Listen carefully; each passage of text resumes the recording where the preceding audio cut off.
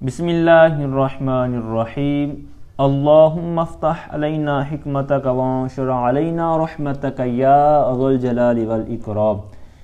تو جی ناظرین، مراحل الارواح کا آج ہم سبق نمبر 13 پڑھیں گے۔ تو پچھلے سبق کے اندر ہم نے فعل مضارع کی ابتدائی باتیں سنی، پھر اسی طرح حروف عطین جو ماضی سے مضارع بناتے وقت استعمال کرتے ہیں تو ان کے حوالے سے چند باتیں سنی تھی۔ آج کی سبق میں ہم ان حروف مضارع کو جو حروف عطین ہیں، جو 4 حروف ہیں، تو ماضی کے کس لفظ کے ساتھ، کس صیغے کے ساتھ کس حرف کو لگائیں گے اور کیوں لگائیں گے، تو اس کی کیا وجوہات ہیں، کیا علت ہیں، کیا فوائد ہیں، کیا نقصان تھے، یہ ساری باتیں انشاءاللہ آج کے اس سبق میں ہوں گی۔ اسی طرح بعض صیغے آپ نے دیکھے ہوں گے، ویسے تو جس طرح یضربو ہے تو یضربو مجہول میں یا کے اوپر ضمہ ہوتا ہے، لیکن وہ کون سے صیغے ہیں، کون سے وہ افعال ہوں گے کہ جن کی مضارع معروف میں بھی جو علامت مضارع ہوگی وہ مضموم ہوگی، تو اس طرح کی چند باتیں ہوں گی، پھر ان کے اوپر اعتراضات، جوابات۔ تو آئیے بلا تاخیر سبق کا آغاز کرتے ہیں۔ وَعُجِّنَتِ الْأَلِفُ لِلْمُتَكَلِّمِ الْوَاحِدِ، فرماتے ہیں کہ الف کو حروف عطین میں سے جو سب سے پہلا ہے نا، عطین میں سے تو الف ہے، تو اس الف کو یعنی حمزہ کو کہتے ہیں متکلم کے لیے مقرر کیا گیا ہے، معین کیا گیا ہے واحد متکلم کے لیے۔ اب کیوں کیا گیا ہے تو اس کی یہاں سے 2 وجوہات بیان کریں گے، 2 وجہ بیان کریں گے۔ سب سے جو بہتر وجہ ہے وہ یہاں پر پہلے بیان کر رہے ہیں، کہتے ہیں لِأَنَّ الْأَلِفَ مِنْ أَقْصَى الْحَلَقِ وَهُوَ مَبْدَأُ الْمَخَارِجِ، یعنی کہتے ہیں اس لیے کہ جو الف ہے یعنی حمزہ ہے یا الف ہے، یہ اقصی حلق میں سے ہے، یعنی جو حروف ادا ہوتے ہیں مخارج، مخرج کی جمع مخارج یعنی نکلنے کی جگہ، ٹھیک ہے، جہاں سے حروف کا اخراج ہوتا ہے تو وہ اقصی حلق سے ادا ہوتا ہے الف جو ہے، اور کہتے ہیں جو الف اقصی حلق سے ادا ہوتا ہے اور وہ کیا ہے مبدأ المخارج، یعنی جہاں سے مخارج کی ابتدا ہوتی ہے، یعنی حلق کے سب سے نیچے حصے سے، تو وہی یہ بیان کر رہے ہیں۔ تو ایک وجہ انہوں نے یہ بیان کی۔ اب یہاں پر پیچھے انہوں نے کہا تھا کہ واحد متکلم کے لیے اس کو مقرر کیا گیا، اب ایک مناسبت اس کے ساتھ بیان کر رہے ہیں، کہتے ہیں والمتکلم هو الذی یبتدئ الکلام منہ، کہتے ہیں متکلم وہ ہے۔ اب یہ یاد بھی رکھنے والی بات ہے، متکلم کسے کہتے ہیں، ٹھیک ہے، ویسے تو سب کو پتہ ہوتا ہے متکلم، خطاب، مخاطب اور دیگر جو، تو یہ پھر بھی ایک باقاعدہ تعریف کر رہے ہیں کہ متکلم وہ ہے جس سے کلام کی ابتدا ہوتی ہے، یعنی جو کلام کو آغاز دیتا ہے، آغاز کرتا ہے، شروع کرتا ہے، تو وہ کیا ہوتا ہے متکلم۔ تو اب اسی کے یہ مناسب تھا کہ اس سے یہ کلام کا آغاز ہوتا ہے، تو اسی طرح جس مخرج سے مطلب وہ ادا ہوتا ہے، یعنی جس طرح الف کے بارے میں بات ہو رہی ہے، الف یا حمزہ آپ مراد لے لیں، تو اس طرح ان کے درمیان آپس میں مناسبت تھی، تو لہٰذا یہ پھر متکلم کے لیے ہی مقرر کر دیا گیا۔ اب یہ تھی تھوڑی سی راجع بات۔ آگے قیلہ سے یہ ایک اور بات بیان کر رہے ہیں کہ یہ کیوں اس کو مقرر کیا گیا ہے واحد متکلم کے لیے۔ تو فرماتے ہیں للموافقۃ بینہ و بین انا،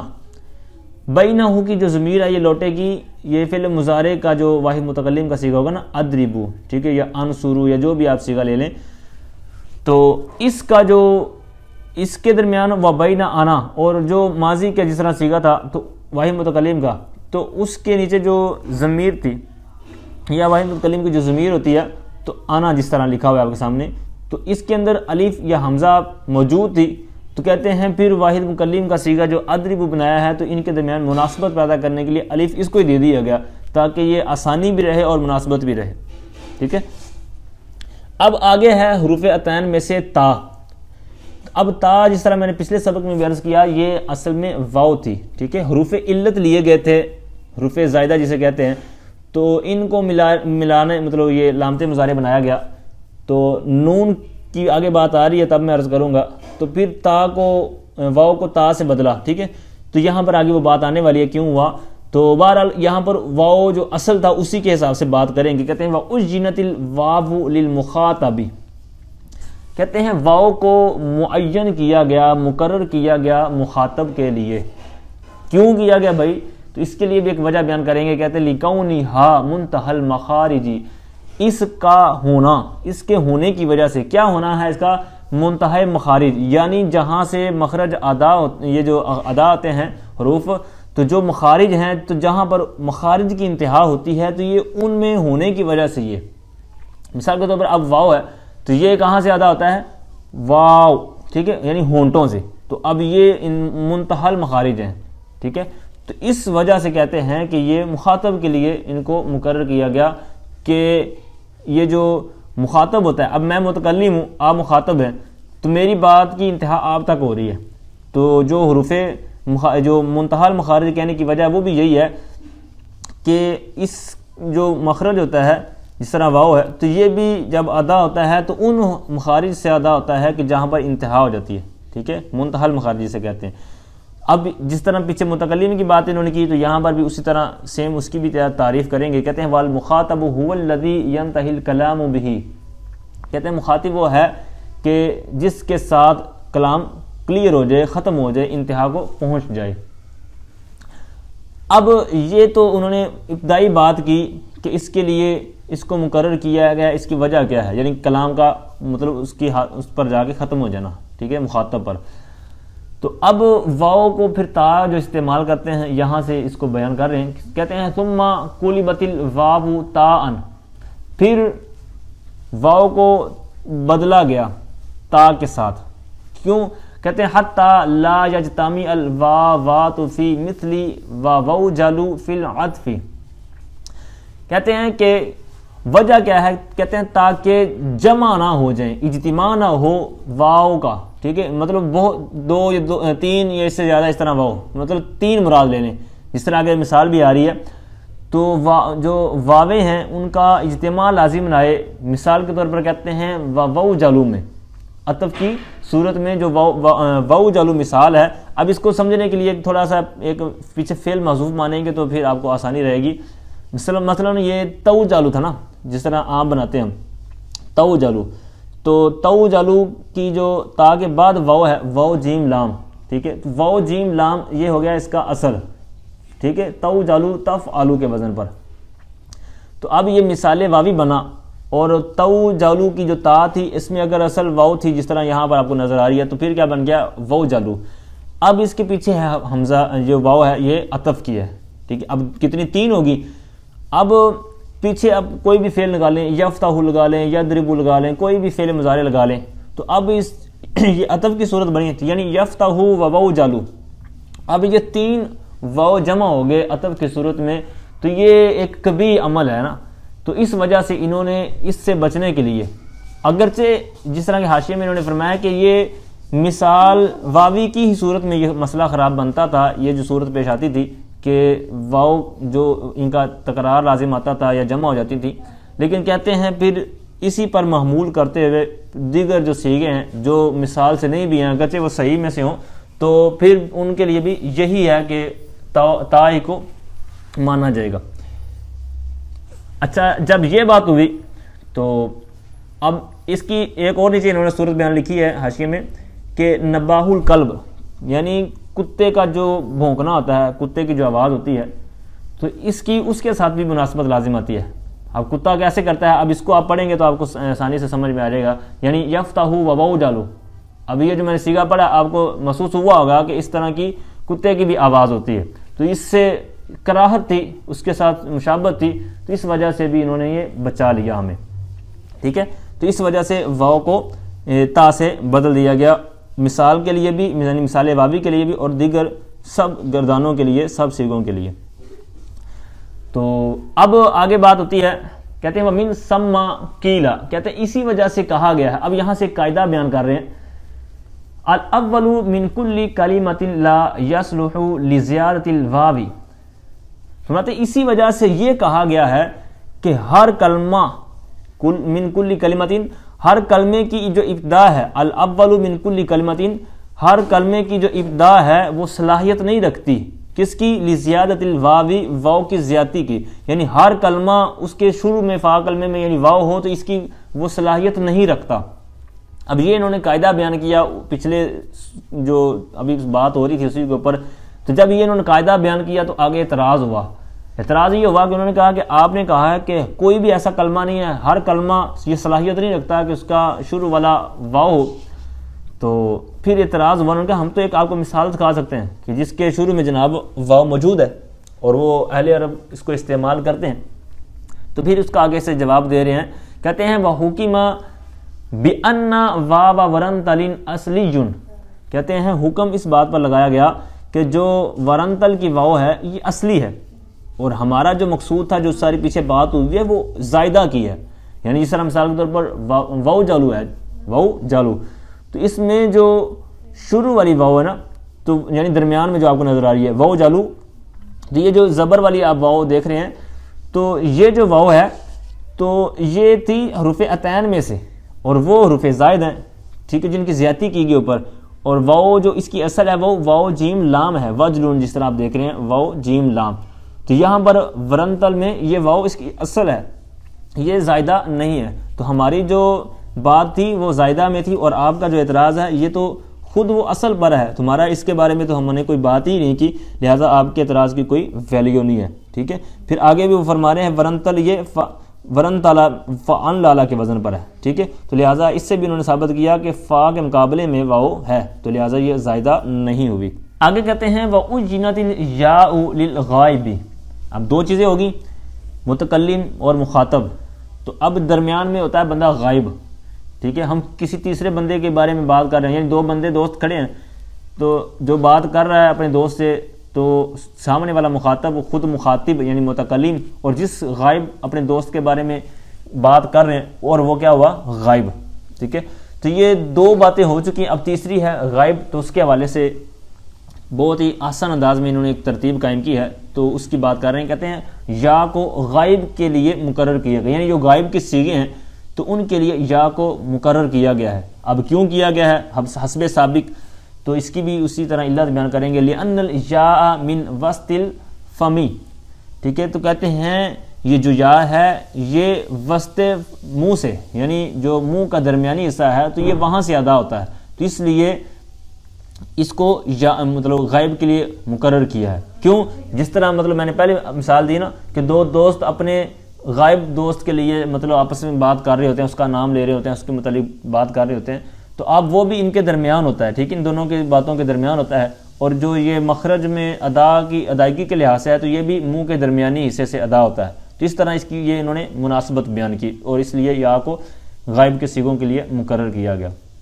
اب بالکل اسی طرح یہ تعریف بھی کریں گے غائب کی کہ غائب کون ہوتا ہے. کہتے ہیں والغائب هو الذی فی وسط کلام المتکلم والمخاطب. کہتے ہیں غائب وہ ہے جو متکلم اور مخاطب کے کلام کے درمیان میں ہوتا ہے. ٹھیک ہے، والغائب غائب هو الذی وہ ہے فی وسط کلام المتکلم والمخاطب جو متکلم اور مخاطب کے کلام کے وسط میں درمیان میں ہوتا ہے. ٹھیک ہے، جس طرح میں نے پہلے مثال عرض کی.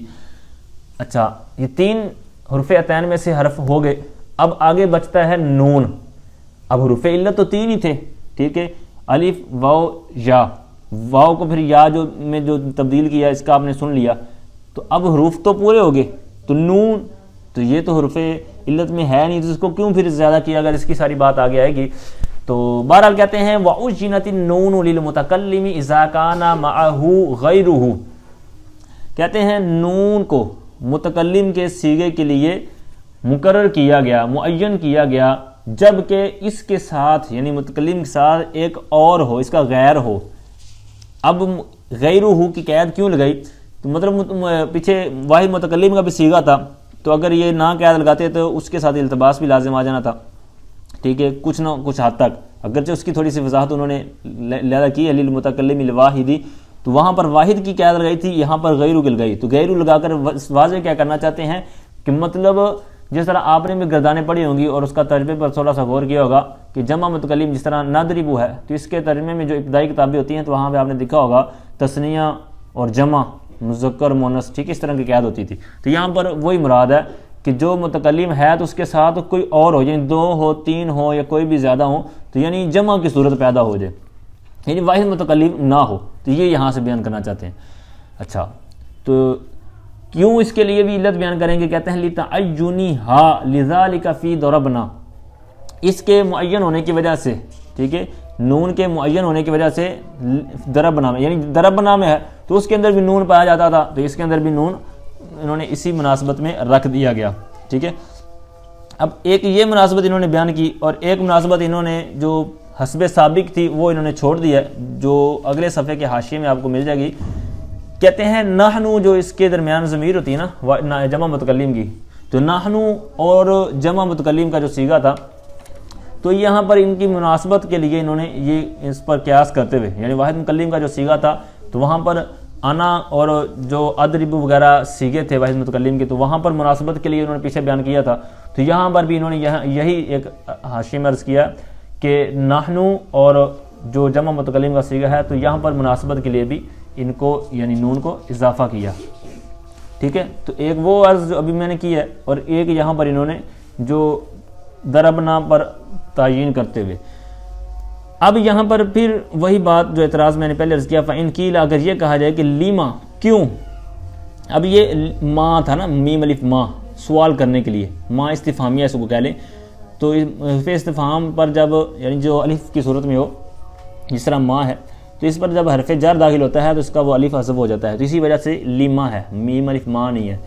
ٹھیک ہے، یہ لام یا لام نہیں ہے، ٹھیک ہے، تو یہ لیما ہے۔ تو اگر اعتراض کیا جائے کہ لیما کیوں زیدت النون فی نضربو، نضربو میں نون کا اضافہ کیوں کیا گیا،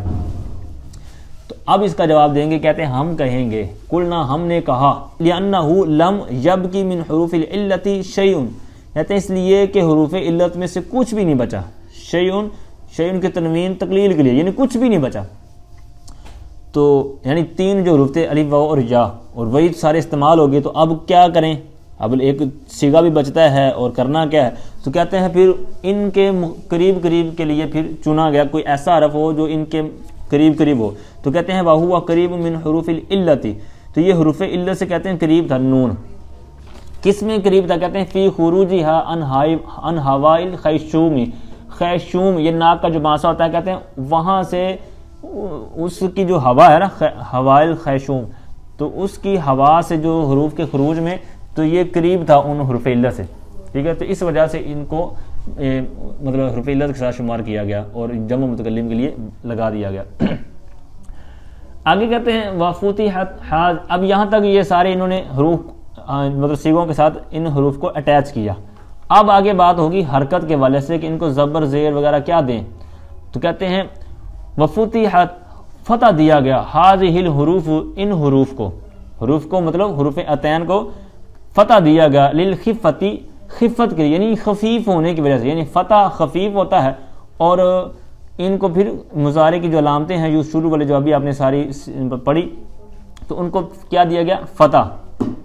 تو پھر ان کو فتح دیا گیا۔ اب یہ جو بات ہے یہ معروف کے اعتبار میں ہے، ٹھیک ہے، معروف کی یعنی یضربو یضربانی اس طرح، وگرنہ اس کا یضرب جب بنائیں گے تو یہاں پر دم آئے گا، تو لہٰذا یہاں پر معروف کی بات ہو رہی ہے فی الحال، ٹھیک ہے۔ اور اگر یہ مجرد سے بات کریں اور جب مزید سی بات لے کر جائیں گے تو وہاں پر آپ کو آگے بیان کرتے ہیں الا فی الرباعی، مگر یہ کہ ربائی میں، مطلب وہاں پر یہ فتح نہیں ہوگی۔ اب اس کی صیغے بیان کر رہے ہیں کہ وَهُوَ فَعْلَلَ وَأَفْعَلَ وَفَعَلَ اور فَعَلَ، یہ جو چار وزن انہوں نے بیان کیے ہیں، تو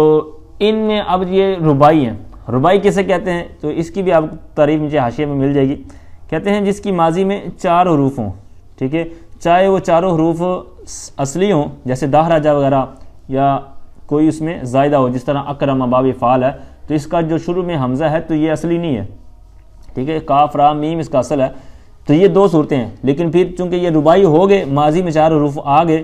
تو اب ان کی جو مضارع ہوگی تو معروف میں اور مجہول میں دونوں میں کیا ہوگی؟ مضموم ہوگی، اور اگر اس سے زیادہ ہو یعنی ربائی نہ ہو تو وہ گیا، تو پھر آگے اس کی بات آئے گی۔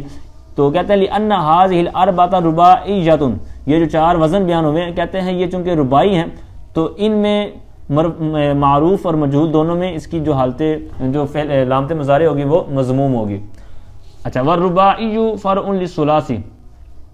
تو اب کہتے ہیں وجہ کیا ہے کہ ان کو آپ دمہ دیں گے؟ تو کہتے ہیں اس لیے کہ جو ثلاثی ہے یہ اصل ہے، اور جو فتح ہے یہ بھی اصل ہے، تو فتح ان کو دے دی گئی، اور یہ جو اب اس کو آگے جب ربائی بنایا تو ربائی ثلاثی سے بناتے ہیں، تو ثلاثی اصل ہوا، ربائی اس کی فرع ہوا، تو اس کو فرع کو پھر دمہ دے دیا گیا۔ ایک تو یہ بات ہوئی، دوسرا اگر مجرد میں اس کو مراد لینا تو مطلب جب مجرد کے اندر مجہول کے صیغے ہوں گے تو مجہول کو معروف سے بناتے ہیں، تو معروف اصل ہوا اور مجہول جو ہے وہ فرع ہوا، تو اصل کو فتح اور جو فرع ہے مطلب مجہول کا صیغے ہیں تو وہاں پر دمہ دیا جائے گا، ٹھیک ہے، تو یہ آپ کو سمجھ میں آگے ہوگی۔ اچھا وہی انہوں نے آگے بیان کیا وَالدَّمَّةُ أَيْضًا فَرْعٌ لِلْفَتْحِ، ٹھیک ہے، وَقِيلَ، اچھا ایک تو پیچھے بات ہوئی نا خفت والی اور یہ ساری صورت، دوسری کہتے ہیں کہ ان کو دمہ جو دیا گیا ہے کہتے ہیں لِقِلَّةِ اسْتِعْمَالِهِنَّ، ان ابواب اربع جو ہیں ان کو کم استعمال کی وجہ سے یہ دمہ دیا گیا، یعنی کم استعمال ہوتے ہیں تو اس لیے ان میں تھوڑا بہت جو ثقل ہے وہ چل جاتا ہے، تو یہ اس لیے انہوں نے ایک ضعیف قول بیان کر دیا۔ تو اب دو باتیں ہو چکی، مجرد کے صیغے تو ان میں معروف کی آپ نے سنی اور مجہول کے والے سے میں نے پھر کچھ عرض کیا، پھر آگے بات ہوئی ربائی کے، تو ربائی کے انہوں نے 4 وزن بیان کیے، ٹھیک ہے۔ اچھا تھوڑی سی میں مزید بات عرض کر دیتا ہوں کہ فعلل، افعل اور فاعل، اس میں تو 4 حروف آپ کو نظر آ رہے ہیں، فعل پہ ہو سکتا ہے کسی کو تھوڑا سا الجھن رہے کہ اس میں تو 3 حروف ہی ہیں، تو یاد رکھیے یہ جو عین کلمہ ہے یہ مشدد ہے، تو یہاں 2 مرتبہ وہ عین کلمہ ہوگا، جس طرح صرفہ ہے، ٹھیک ہے، تو صرفہ تو را جو ہے مشدد ہے تو لہٰذا وہ 2 دفعہ ہے، تو لہٰذا یہ اس کو کھول لیں گے تو یہ 4 دفعہ 4 حروف ہی بنیں گے، جس طرح یہ ربائی کے اندر شمار ہوگا۔ اچھا ان کے علاوہ جو ہو، ٹھیک ہے، ان کے علاوہ ہو جس کے اندر 5 حروف ہیں جس کی ماضی میں، تو وہاں پر پھر کیا بنے گا، اس کی مضارع کے اندر یہ کیا اعراب ہوگا، کیا حرکت ہوگی، تو پھر کہتے ہیں وَيُفْتَحُ مَا وَرَاءَهُنَّ، تو کہتے ہیں ان کے علاوہ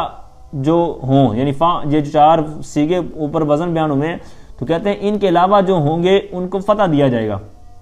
کیوں دیا جائے گا بھائی؟ کہتے ہیں لِكَثْرَةِ حُرُوفِهِنَّ، کہتے ہیں ان کے حروف کی کثرت کی وجہ سے، مطلب ان کے حروف پہلے 5 ہو گئے ہیں، اب